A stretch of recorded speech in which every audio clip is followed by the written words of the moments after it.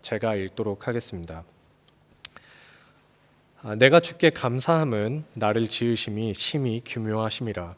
주께서 하시는 일이 기이함을 내 영혼이 잘 아나이다.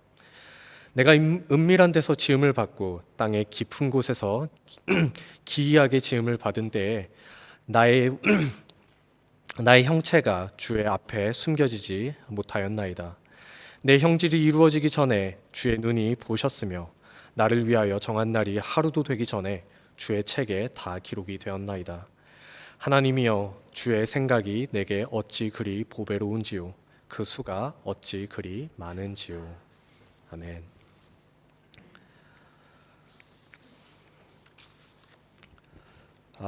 우리는 모두 지혜를 필요로 합니다. 살면서요, 정말 지혜만큼 우리에게 가치 있게 다가오는 게 없죠. 사실요, 그리고 우리 자신이 그 지혜를 얼마나 높게 평가하는가 보다요, 사실 성경이 그 지혜에 대해서요, 우리보다 더 높게 평가를 하고요, 우리에게 말을 해줍니다. 특별히요, 이제 특별히 잠언을 보면요, 잠언 3장에 보면 이런 이야기가 있습니다. 지혜를 얻는 자와 명철을 얻은 자는 복이 있다고 그렇게 말을 하죠. 여러분, 지혜에 있는 자가요, 복이 있습니다. 왜냐하면요, 그 잠언이 이어서 말하기를요, 이는 지혜를 얻는 것이 은을 얻는 것보다 낫고 그 이익이 정금보다 나음이니라. 지혜는 진주보다 귀하니 네가 사모하는 모든 것으로도 이에 비교할 수 없도다. 이렇게 이어서 이야기를 합니다. 지혜는요, 비록 우리 눈에 보이는 것도 아니고 우리 손에 잡히는 것도 아니지만요, 지혜의 가치는요, 우리가 갖고 있는 그 모든 것과 비교해서도 그것이 더 큰 만큼 그렇게 귀중한 것입니다.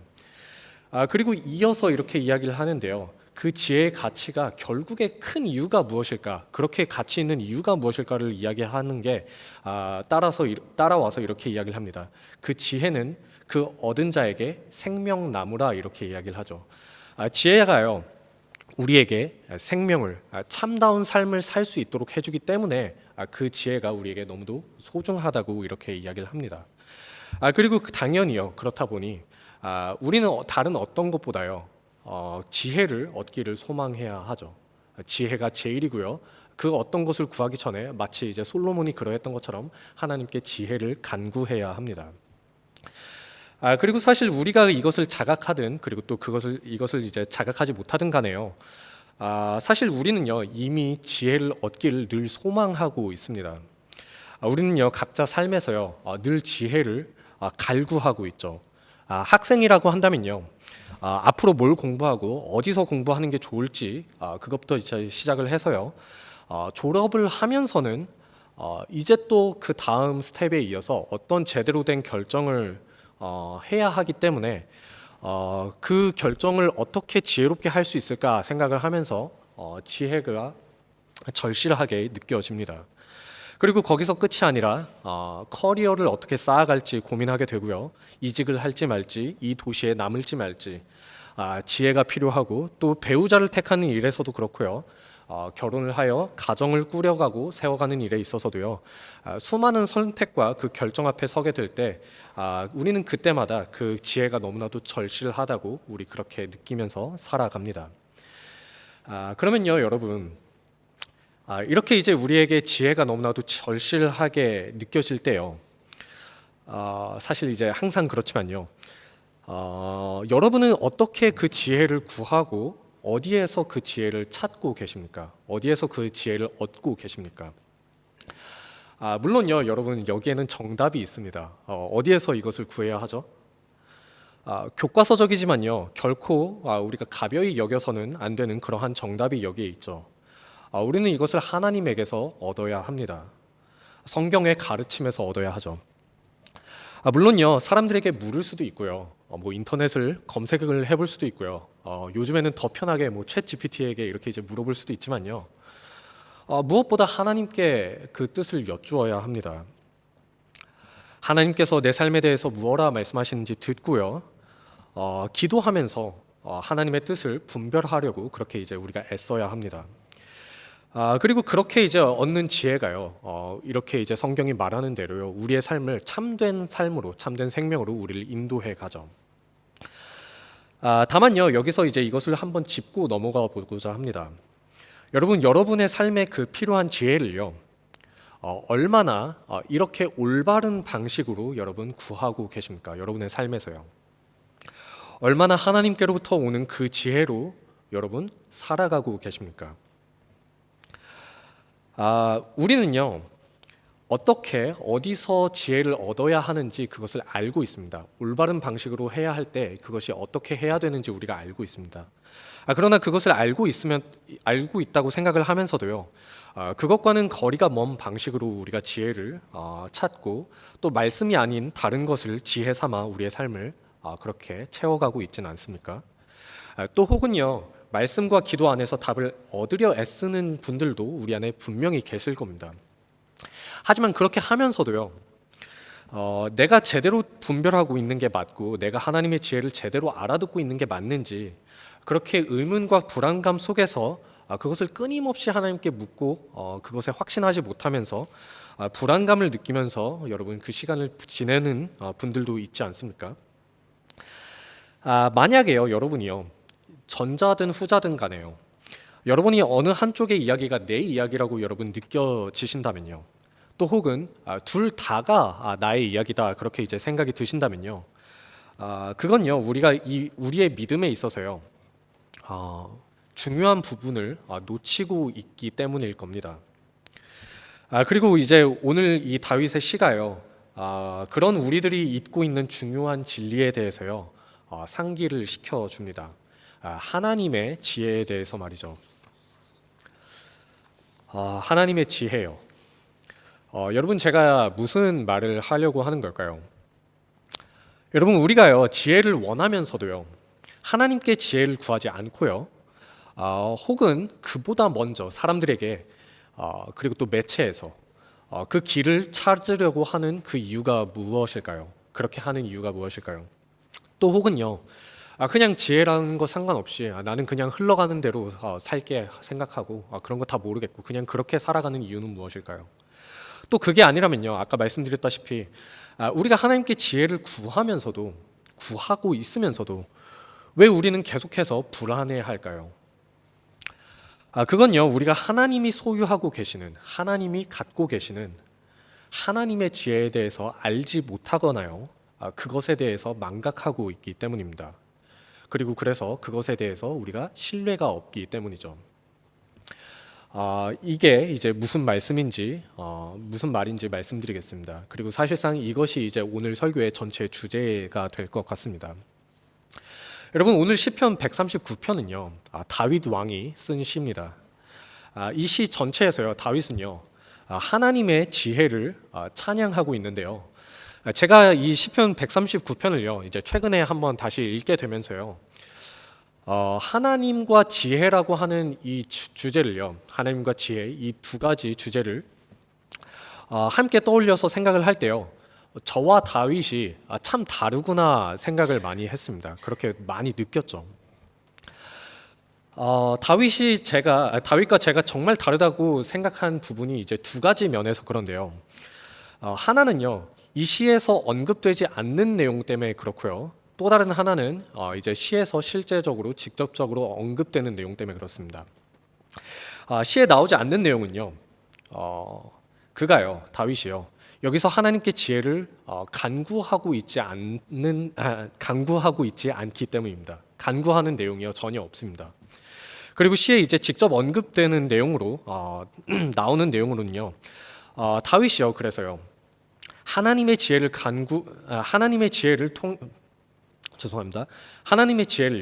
그렇게 이제 간구를 통해서 또 혹은 하나님의 말씀의 공부를 통해서 얻어내야 하는 어떤 소유의 대상으로 여기고 있는 게 아니라요, 하나님의 지혜를 경외와 찬양의 대상으로 그가 바라보고 있다는 점이죠. 여러분, 부끄럽지만요, 저는 최근에요, 하나님을 생각을 하고요, 또 지혜라고 하는 이 주제를 같이 이렇게 떠올려서 생각을 할 때요, 제가요, 곧바로 사실 하나님께 지혜를 구하기부터 항상 했던 것 같습니다. 하나님께 나아가서 하나님, 저에게 지혜를 주십시오, 계속해서 이렇게 간구했죠. 나는 지혜가 없다고, 내게 없는 그 지혜를 내게 달라고 말이죠. 내가 그것을 소유하길 원한다고 계속해서 하나님께 구했습니다. 이게 너무나도 없어서, 내게 너무나도 없어서요. 정말 힘들다고요. 하나님, 저에게 지혜를 주시고 제가 좀 지혜로운 사람이 될 수 있도록 그렇게 저를 만들어 주세요. 이게 저의 계속된 기도 제목이었습니다. 그런데요,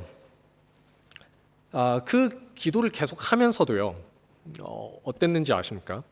꽤 딱 보기에는 꽤 겸손해 보일 수 있고 하나님께 지혜를 구하니 좋아 보일 수 있죠.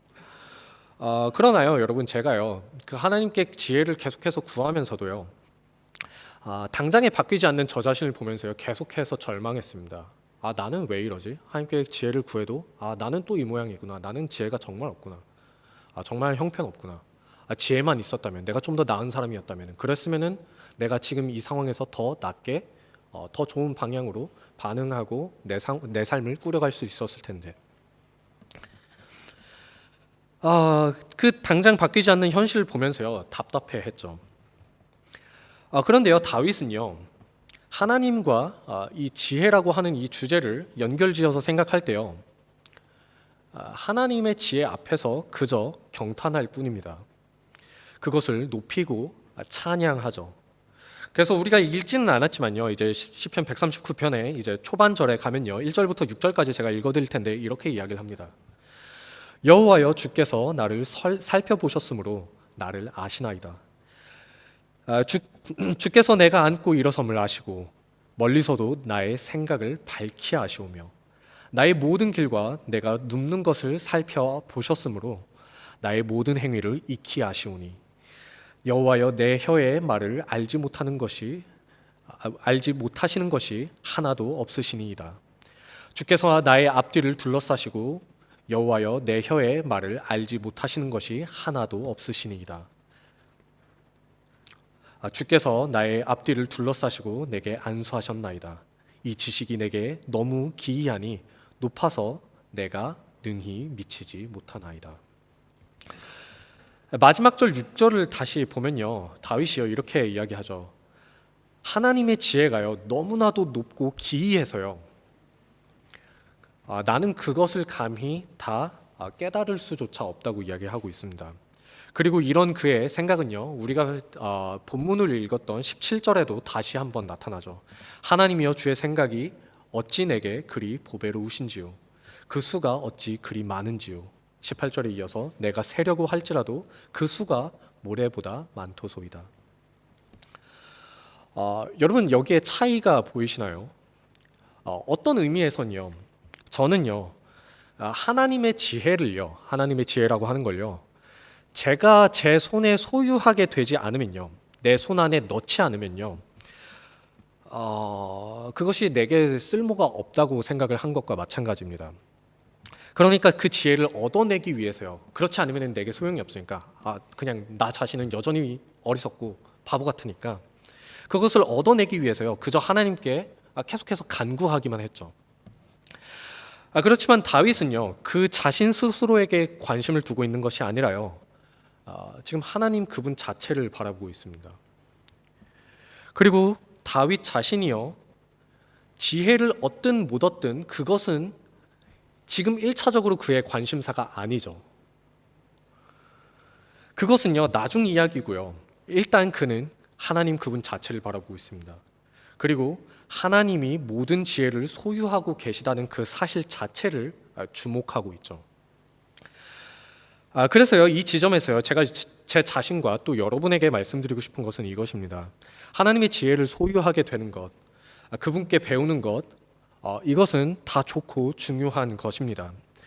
그러나요, 우리가 그의 지혜를 소유하게 되는 것보다요, 우리가 그렇게 지혜롭게 되는 것보다요, 그것보다 반드시 먼저 되어야 할 것, 그것보다 더 중요한 것이 있다면요, 그건요, 우리가 그분의 지혜를 알고요, 하나님의 지혜를 알고요, 그 지혜로우신 하나님을 우리가 먼저 경외해야 한다는 것입니다. 그러면 여러분, 왜 이것이요, 먼저 되어야 한다고 제가 말씀을 드리고, 이것이 왜 그토록 중요하다고 여러분께 이렇게 이야기를 드릴까요? 우리가요, 다윗의 삶을 생각을 해보면요, 이것이 하나님의 지혜를 알고 하나님의 지혜를 인정하는 것이 왜 먼저 되어야 하고 왜 이것이 이토록 중요한지가 그 이유가 그의 삶 속에서 나타납니다. 시편 139편은요. 그 내용을 이제 전체로 봤을 때요. 다윗의 삶이 어느 정도 이제 후반기에 이르렀을 때, 그가 이제 성숙기에 이르렀을 때, 이제 다윗이 그의 삶을 돌이켜 보면서 내 삶이 이랬구나라고 생각을 하면서 그렇게 이제 지은 시입니다. 그가요 지금 자신의 삶의 그 여정을 떠올려 보면서요, 하나님께서 그 삶 가운데 어떻게 행하셨는지를 생각을 하면서 하나님의 지혜를 찬양하고 있는 거죠. 하나님, 이렇게 선하게 행하셨구나. 자, 그런데요, 여러분, 그러면 그가 어떠한 삶을 살았길래 그는 그렇게 하나님의 지혜를 지금 찬양하고 있는 걸까요? 다윗의 삶이 어떠했길래요? 하나님의 지혜가 어떻게 그렇게 지혜롭게 일했기에 이 다윗은요 정말 그냥 하나님의 지혜에 온 마음을 뺏겨서 그분을 높여드리고 있을까요? 여러분 중에 많은 분들이 이미 아실 테지만요, 사실 다윗은요 야곱이 자신의 삶을 두고선 표현했던 방식과 마찬가지로 그의 삶을 표현해도 전혀 과장이 없을 겁니다. 야곱이 자신의 삶을 어떻게 표현했냐면요, 자신이 130년간을 살면서 험악한 세월을 살았다라고 이야기하며 자신의 삶을 요약합니다. 이집트 파로에게 그렇게 이제 자신의 삶을 이야기하죠. 그런데요, 마찬가지로요, 다윗 또한요, 그 인생이요 정말 험악한 여정이었습니다. 다윗은요, 그 등장하는 그 부분에 있어서요, 우리가 이제 생각할 때요, 그가 멋지게 거인 그 골리앗을 물리쳤지만요, 그래서 곧 어떻게 됩니까? 그가요 그 일로요 왕에게 질투를 사서요 10년 동안 전 국가적인 지명수배범으로 살았습니다. 그리고 왕이 직접 지휘하는 추격대를 계속해서 뒤에 달고 살았죠. 그리고 그 기간 동안요 살아남기 위해서요, 그저 살아남기 위해서요, 침을 흘리며 미치광이 노릇을 해야 하는 만큼 온갖 수치를 겪으며 살아갔습니다. 그리고 나서요 우리가 다 아는 대로 왕이 된 이후에도요 사실 그의 삶이 정말로 영광의 삶이었냐라고 하면요, 그의 삶은 왕이 된 이후에도 평탄치 않았습니다. 그의 아들 압살롬이요 자신의 이복 여동생인, 그러니까 다윗의 딸인 다말을 강간하는 사건을 겪게 되고요, 또 그의 그 이제 다말의 오라비인 암논을 살해하는 끔찍한 가정사를 다윗이 경험하게 되죠. 그리고 심지어요 그 압살롬이 거기서 멈추지 않고 심지어 반란을 또 일으킵니다. 그리고 다윗은 다시 한번 겪고 싶지 않은 그 도망자의 삶을 다시 한번 겪게 되죠. 그리고 아버지인 자신을 향한 광기와 그 분노에 휩싸여 반란을 일으킨 그 압살롬이지만요, 다윗 자신은 여전히 사랑에 맞지 않았던 그 사랑하는 아들이요 주검이 되어서 자신 앞에 나타난 것을 보아야 했습니다. 그게 그의 인생이었죠. 여러분, 이러한 인생을 두고서요, 여러분이 만약에 이러한 인생을 여러분 자신이 사셨다고 만약에 생각을 한다면요, 그리고 여러분이 여러분의 인생을 찬찬히 돌이켜 봅니다. 그리고 하나님이 어떻게 여러분의 삶을 인도하셨는지 한번 생각을 해보는 겁니다. 여러분, 이때요 이 삶이요 정말로 지혜롭게 인도된 삶이라고 여러분 이야기할 수 있겠습니까? 혹은 여러분이요 여러분 스스로가 만약에 지혜자라고 한다면요, 여러분에게 여러분의 삶을 잘 인도해갈 그 지혜가 여러분 스스로에게 있다면요,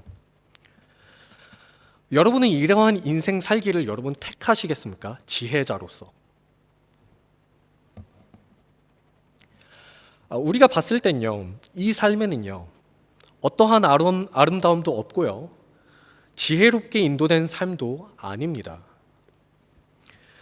그가 왕위에 오르게 됐다고 해서요 그 삶에 있는 모든 어려움들이 결코 정당화되지 않습니다. 다윗도요 이 모든 순환과 고통 끝에 얻을 수 있는 게 고작 왕위고 고작 역사 속에 남는 이름이라고 한다면요, 그리고 그에게 만약에 선택권이 그 자신에게 주어졌다라고 한다면요, 다윗은 결코 이 삶을 선택하지 않았을 겁니다. 그런데도요, 여러분, 지금 다윗이요, 그가 하나님이 참으로 나의 삶 가운데 지혜로우셨다고 이렇게 노래할 수 있는 이유는요, 다윗이 그 모든 여정이 무의미하지 않았다고, 오히려 그것들이 정말로 의미가 있었다고 받아들일 수 있었기 때문입니다. 그것들이 헛되지 않았기 때문이죠. 헛된 수고를 보면서 결코 그것이 지혜로웠다고 이야기할 사람은 없죠. 삶이요, 고통과 시련으로 얼룩져 있지만요, 그것이 이룬 영광이 있다는 것을 분명하게 알았고 확신했기 때문에요, 그가 하나님을 찬양할 수 있었습니다. 그가 지혜로우셨다고요. 그리고 그 영광은요, 그가 하나님과 쌓은 이야기요, 하나님과 쌓은 그 관계였습니다. 여러분, 우리 인생에는요, 바로 그 고통, 바로 그 어려움, 또 혹은 지금 우리가 경험하고 있는 바로 이 지금의 그 불편함, 이 불만족스러운 상태가 아니면요, 결코 깨달을 수 없는 우리 자신의 철저한 무력함과 철저한 무지함과 어리석음이 있습니다. 우리 자신에게 있죠, 그것이. 그리고 그것들이요, 장애물들을 만날 때에만 우리 앞에 분명하게 됩니다. 그때서야 내가 어리석었구나, 내가 무지했구나, 내가 무력했구나, 그렇게 느끼죠. 그리고 그 무력함과 어리석음을 깨닫기 전에는요, 결코 전심으로 하나님을 찾지 않는 완악한 마음이요, 우리에게 있습니다. 다윗은요, 그러한 삶의 장애물들을 계속해서 만나가면서요, 철저하게 자신의 무능과 무지를 느꼈고요, 오히려 그래서 철저하게 하나님을 의지하는 법을 배우게 됐습니다. 그는 의지할 것 하나 없는 그 상황들 속에서요, 하나님만 찾게 됐고요, 그리고 그렇게 하나님께 더 밀착하게 되었죠. 다윗은요, 그 상황들 속에서요, 그 삶을 살면서요, 자신이 여기서 조금만 더 지혜로웠더라면은, 내가 조금만 더 나은 사람이었더라면은, 그랬으면은 내가 이 위기들을 타개할 수 있을 거라고 생각을 하지 않았습니다. 그가 겪은 위기나 사건들이요, 애초부터 그 정도의 규모의 것들이 아니었죠. 그래서 그는요, 하나님이 어떻게 행하시는지도 모른 채요, 어떻게 자신을 이끌어가는지도 알 수 없는 채로요, 그저 하나님께 도움을 요청하며 그 시간들을 견뎌냈을 겁니다. 그리고 하나님은 때로는 그를 정말로 극적으로 어려움에서 건져내 주시기도 하시고요, 또 때로는 그에게 또 다른 시련들을 또 허락하시면서요, 그리고 때로는 그가 자신의 어리석음에 의지하게 하여서요, 오히려 실패를 직접 경험게 하시면서까지요, 하나님 그를 이끌어 가시고 그를 만들어 가셨습니다. 우리의 지혜로는요, 결코 택하지 않을 그 방식들을 하나님께서 취하시면서 말이죠. 그래서요, 위기의 순간 당시로서는요, 다윗은요, 어떻게 하나님의 지혜가 일하고 있는지를 명백히 알 수가 없었을 겁니다. 하지만 시간이 지난 후 그것들을 다 돌아봤을 때요, 그가 지금 그래서 결국 끝내 왕위에 올라서가 아니라요, 그가 좋은 왕으로 지금 칭송받고 있어서가 아니라요, 지금은 이제 고생길이 없어서가 아니라요, 하나님과 너무나도 친밀한 교제를 누리고 있기 때문에, 그 하나님을 내가 알고 있기 때문에 하나님의 지혜가 어떻게 선하게 나를 인도해 오셨고 어떻게 선하게 일하셨는지를 지금 고백하고 있는 것이죠. 그래서 그가 시간이 다 지난 후에 다윗은요, 하나님이 나를 다 어떻게 인도하셨는지는 나조차도 다 설명할 수 없지만 여전히 내 삶을 하나님께서 인도해 오셨다는 그 사실만큼은 확신하고 있는 겁니다. 그래서 이렇게 이야기하는 거죠. 하나님이여 주의 생각이 내게 어찌 그리 보배로우신지요. 그 수가 어찌 그리 많은지요. 다 헤아릴 수 없습니다. 그러나 여전히 그것은 놀랍습니다. 그가 많은 어려움을 겪었을지라도요, 그 가운데 하나님과 쌓은 이야기가 생겼고요, 그래서 내 주 하나님만 더욱 사모하고 의지하게 됐으니 그 모든 것들은요 가치 있는 지혜로운 시간들이었습니다. 여러분, 우리에게도요 이러한 경험이 있습니다. 우리가요 하나님이 어떻게 나의 삶을 인도해 오셨는지 그것을 이제 새롭게 만나는 사람들과 이야기하게 될 때들이 있습니다. 그때요 우리가 이제 잠시 생각하게 되죠. 하나님이 어떻게 나를 인도해 오셨을까? 물론 이거를 이제 너무 많이 하다 보면은 거의 도식이 생겨갖고 이렇게 이제 바로바로 나오는 경우도 있지만요. 그것을 이제 곰곰이 돌이켜 보게 됩니다. 우리는 그러한 이제 기회들 앞에서요. 근데 이제 우리가 그것들을 생각할 때 여러분 어떻습니까? 우리는요, 우리 스스로도 그 은혜의 역사를 다 가늠할 수 없다는 사실에 마주하게 됩니다. 놀랍죠? 내 계획은 그렇지 않았죠, 결코. 내가 원하는 것은 그것이 아니었죠. 그리고 어떻게 그것이 지혜가 될 수 있는지도 몰랐습니다. 그 어려움과 그 고난과 그 역경과 그 답답함이 어떻게 선을 이루는지는 그 당시에는 도저히 우리로서는 납득할 수가 없죠. 그게 선이라고 이야기하면은 우리는 사실 화부터 나죠. 그런데요, 그것을 곰곰이 돌이켜보면요, 정말로 다 가늠할 수 없지만 하나님께서 그것들을 지혜로이 사용하셨다는 사실들을 우리가 깨닫게 됩니다. 그리고 그래서 그것들을 이제 사람들과 이야기하려고 할 때요, 우리의 이야기가 바로 터져 나오는 게 아니라 사실 먼저 우리의 말문이 한번 막히게 되는 그 경험들을 다 하실 겁니다. 어디서부터 시작해야 할지 모르겠거든요. 어디서부터 하나님의 은혜가 시작됐는지요, 우리가 다 가늠할 수가 없거든요.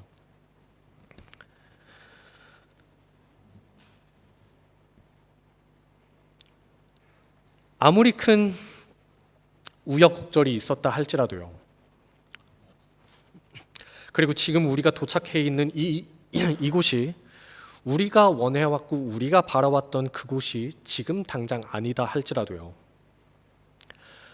우리가 그 여정 가운데서 하나님을 만나게 됐을 때요, 우리는 그 여정이 가장 선했고 가장 지혜롭게 인도됐다는 사실을요 우리가 확신할 수 있습니다.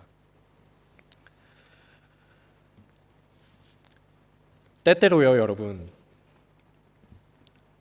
우리가 이 사실을요 잊고 지냅니다. 하나님이 얼마나 지혜로우신지를 우리가 잊고 지내고요, 하나님이 그 지혜를 통해서 실수 없이 우리의 삶을 인도해 오셨다는 그 사실을요 우리가 잊고 지냅니다. 그리고 하나님께서 그 신실하고 놀라운 지혜를 통해 우리 삶을 여전히 이끌어 가시리라고 약속하셨다는 그 사실도 우리가 까맣게 잊고 지냅니다. 그러나 여러분, 우리가 이것을 잊으면요, 우리는 그분을 향한, 우리 안에 있는 그분을 향한 신뢰도 사그라들 수밖에 없습니다. 그러면 아까 처음 이야기 드렸던 것처럼 그러한 증상들이 우리 안에 나타나게 됩니다. 하나님을 향한 신뢰가 없으면요, 우리는요 하나님께 묻지 않습니다. 그에게서 지혜를 구하지 않죠. 여러분, 우리가요 게을러서 하나님께 묻지 않는 게 아닙니다. 아직도 우리 자신을 신뢰하고 있기 때문이죠. 혹은 세상을요. 우리가 정말로 게을러서 묻지 않았던 거라면요, 여러분, 우리는요 다른 방식으로도 지혜를 찾지 말았어야 할 겁니다. 그러나 우리는요 하나님께 지혜를 구하는 그 방식만 아니라면요 다른 방식으로는 얼마든지 지혜를 찾아 헤맵니다. 열심히요. 우리가 하나님보다 이 세상 지혜를 혹은 나를 아직도 더 많이 신뢰하고 있다는 반증이죠. 그러나 여러분, 지혜의 하나님을 참으로 신뢰하게 된다면요, 그분을 기억한다면요, 우리는 그때서야 비로소 그분께 여쭐 수 있습니다. 지혜를 달라고. 그리고 또 여러분, 이 신뢰가 없으면요, 저처럼요, 우리가 하나님께 지혜를 배우려 하면서도, 그리고 또 구하면서도요, 우리는 늘 불안해할 수밖에 없습니다. 내가 충분히 구했는지 알기도 어렵고요, 내가 제대로 분별하고 있는지 확신할 수가 없기 때문이죠. 무슨 말이냐면요, 여러분, 물론 분별은요, 중요한 일입니다. 반드시 분별하려 애써야 합니다. 말씀을 통해서요. 그러나요, 그것이 너무나도 중요하지만요, 여러분, 우리는 다윗의 마음을 배울 필요도 있습니다. 다윗은요, 하나님의 지혜는 무궁하며 셀 수가 없어서요, 결코 자신은 그것을 다 헤아릴 수 없다고 이야기하고 있죠. 그리고 사실을 말하자면요, 이것은 우리에게도 동일합니다. 우리는요, 하나님의 뜻과 지혜를요, 완전히 가늠하고 완전히 분별할 수 없을 겁니다. 그러나 다 알지 못하고요, 그 뜻을 다 헤아리지 못하더라도요, 여러분, 괜찮지 않겠습니까? 우리가 하나님의 지혜를 소유하게 될 그 나에 대해서 초점을 맞추는 게 아니라요, 이미 모든 지혜를 소유하고 계신 그 하나님을 우리가 바라본다면요, 여러분, 우리는 우리가 조금 몰라도 괜찮다는 사실을 우리가 알 수 있습니다. 우리는요, 하나님께 지혜를 구하되 그것을 다 알지 못하더라도 여전히 담대할 수 있죠. 떨지 않을 수 있습니다. 여러분, 우리는 지식과 지혜를 소유하고자 합니다. 그러나 우리가 지혜를 소유하고자 하는 그 마음은 어쩌면 여러분, 우리가 그렇게 지혜자가 되어서요, 그것으로 일을 끝내고 싶어 해서 생기는 마음은 아닌가요? 하나님과 상관없이 내가 지혜자가 되어서, 그래서 하나님이 내게 주시고자 하는 그 삶이 아니라요, 그러한 지혜의 삶이 아니라요, 내가 생각하는 나의 지혜의 삶을 그렇게 건설해 나가기 위함은 여러분 아닙니까? 인류의 조상인 아담과 하와는 그러했습니다. 그래서 그들이 지혜롭게 할 만큼 탐스러워 보이는 그 선악과를 따먹고요, 그것으로 지혜를 얻고 하나님에게서는 독립을 원했죠. 내가 하나님이 되어서 내가 내 삶을 살길 원했죠. 그들이 이렇게 했던 것 또한요, 그들에게 모든 것을 베푸신 그 하나님에 대한 신뢰가 없었기 때문입니다. 나를 위해 내게 가장 좋은 것이 내가 더 잘 안다고 그들이 굳게 믿었기 때문이죠. 하나님이 아니라요. 여러분, 그래서 지혜를 구하고 지혜를 얻는 것보다 더 중요한 게 있다고 말씀드리는 겁니다. 다윗이 우리에게요, 이야기해 줍니다. 우리가 그 지혜를 소유하여 우리 자신이 지혜자가 되는 것보다요, 더 중요한 게 있다고 말이죠. 더 먼저 되어야 할 것이 있다고 말이죠. 그리고 그건 지혜로우신 하나님의 손에 우리의 삶이 붙들려 있다는 그 사실을 깨달아야 한다는 것입니다. 그 지혜의 하나님을 신뢰하는 것이요, 지혜를 구하는 것보다 우리에게 먼저 되어야 합니다.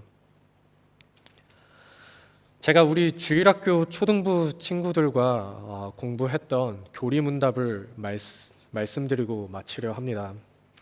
하이델베르그 요리문답으로 그것을 이제 기반으로 쓰여진 뉴시티 교리문답 1문인데요. 가장 앞에 나오죠. 그만큼 이제 중요하다는 겁니다. 그 1문 1답이요, 이렇게 묻고 답합니다. 사나 죽으나 우리의 유일한 희망은 무엇입니까? 사나 죽으나 우리의 유일한 희망은 무엇입니까? 이것에 대한 답은 이렇습니다. 우리는 우리 자신에게 속한 것이 아니며 하나님께 속한 것이라는 사실입니다. 우리는 우리 자신에게 속한 것이 아니며 하나님께 속한 것이라는 사실입니다. 여러분, 우리의 지혜가요, 우리의 뜻이요, 우리의 삶을 최종적으로 결정짓지 않습니다.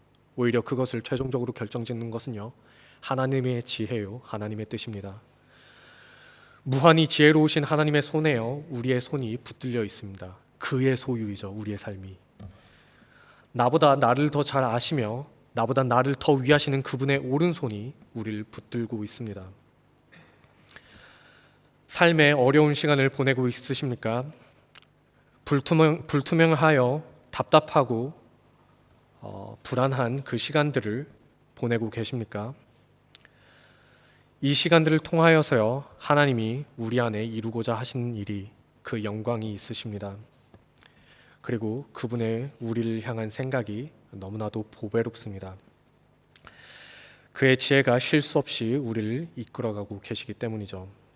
그리고 이것이 우리의 유일한 희망이요, 우리의 위로입니다. 우리 이 시간 기도하며 나아가겠습니다.